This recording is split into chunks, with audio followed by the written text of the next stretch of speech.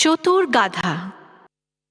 একদিন এক ক্ষুধার্ত সিংহ নদীতে জল খেতে গেছিল।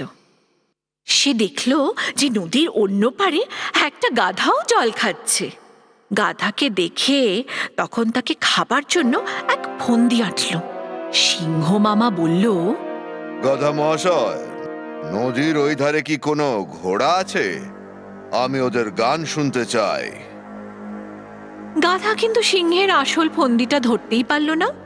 সে তখন বলল, মহাশয়, যদি বলেন তাহলে আমি গান শোনাতে পারি। চোখ বন্ধ করে গাধা ডাকতে আরম্ভ করলো। সিংহ তখন পেছন থেকে এসে ওকে ধরে ফেলল। কিন্তু গাধা বেশ বুদ্ধিমান ছিল। সে তখন বলল, আমি আপনার খাদ্য হতে রাজি, কিন্তু আমি শুনেছি শক্তিমান সিংহ খাওয়ার আগে ভগবানের কাছে প্রার্থনা করে। সিংহ নিজেকে সবচেয়ে শক্তিমান বলে মনে করত। সে যখন চোখ বন্ধ করে ভগবানের কাছে প্রার্থনা শুরু করলো, অমনি গাধা সেই সুযোগ দিয়ে পালিয়ে গেল। সিংহ গাধার কাছে বোকা বনে গেল।